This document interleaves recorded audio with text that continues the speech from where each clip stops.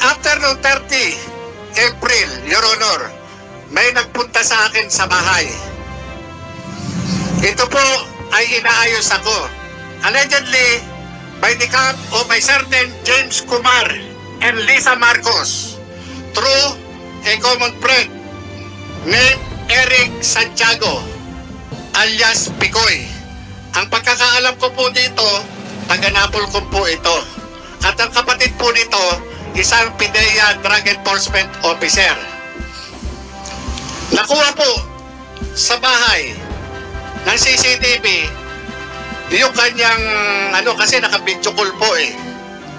At ako, ayon, di umano, ito si James Kumar, interesado sa akin at naging subject ng kanilang three-way conversation na ako wag nang magsalita.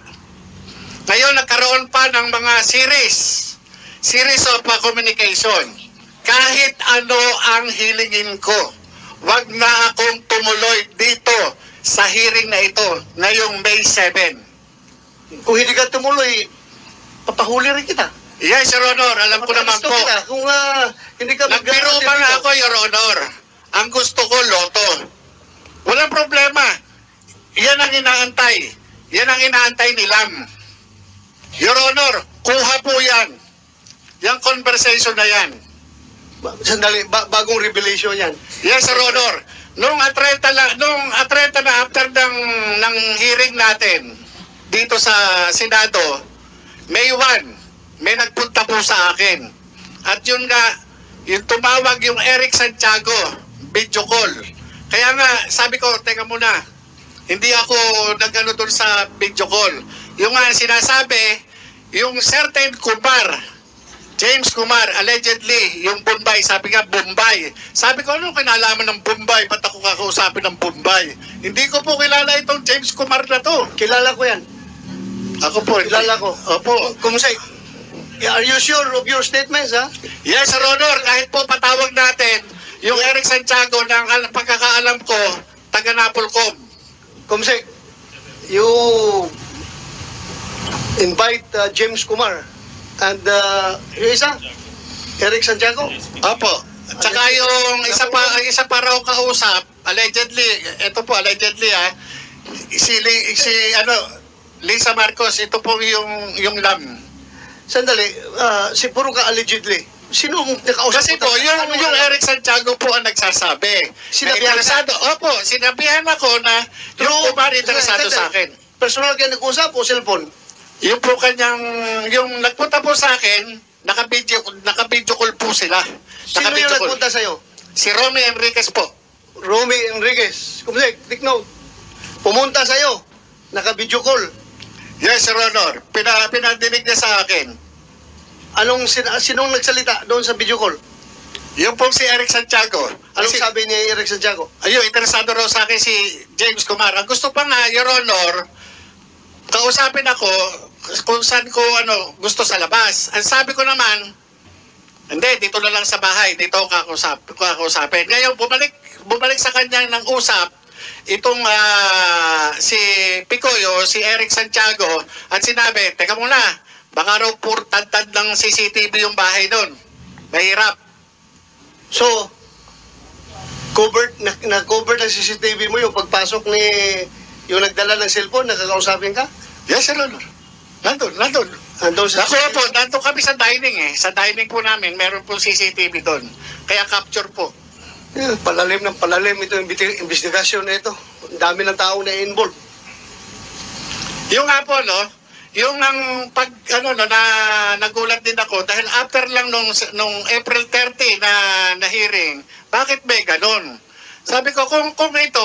So this happened after the hearing? After po, May 1. Bago po ako interviewin ng... Ano bang radio station to?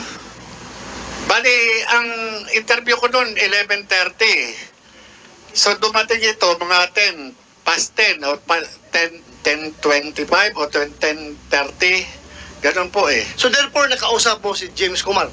Hindi po. Yun lang yung nagsasabi na ang interesado sa akin, yung James Kumar at ito yung ako yung naging pag-uusap nila nung nag-uusap sila na three-way. Sino yung Three-way. three-way? Nag-usap ng three-way. James Kumar, tapos yung isa pa na yung parang Lisa na yun po yung So anong pinarating sa'yo? Yung nga po, wag na magsalita. Para wag na siya magsalita. Kasi ang mangyayari dyan, papatayin yan. Kaya padre, sabi nga gano'n nung kaibigan ko, hindi natin maano kung anong desisyon niya. Kasi yan, nagulat din. Nagulat siya doon sa nangyari. Lumabas yung yung trabaho na yan eh. Yun yung pero wala akong papapangako sa'yo. Hindi, sabi pa nga gano'n, magiging director ka. Sabi pa nga sa kanyang gano'n. Director ng Director siguro sa gobyerno, Your Honor. Sino magiging director? Ikaw? Yung kausap, yung nagpunta sa amin. Yung kausap Kasi, sabi niya, Sino ikaw yun? naman, yung Romy Enriquez, si Ronald. Romy Enriquez. Ngayon, ikaw naman ang handler dyan eh. Hindi. Sabi niya, hindi ako handler niyan. Yan, may sariling isip yan. Inaano nga niya, kaya niya, sabi pa nga niya, sinabihan ko yan, padre. Sinabihan ko yan to si Kuya Jonathan na wag nang kasi nag-uumpugan yung Duterte at saka Marcos, baka madamay siya. Sinabihan ko yan. Yan po yung word ni Romy Enriquez doon sa CCTV. Sinabihan ko yan. Ngayon, yung si Picoy o si Eric Santiago, napaka-insisting niya. Na hindi, sabi niya, natin na kaya, tulungan natin yan. Kasi wala papatayin yan. Tingnan nyo, Your Honor, yung posisyon Sinong papatayin? Ako daw. Ang nagsabi si? Yung Picoy, yung Eric Santiago, Your Honor, ang alam ko, taga Napolcom yun eh.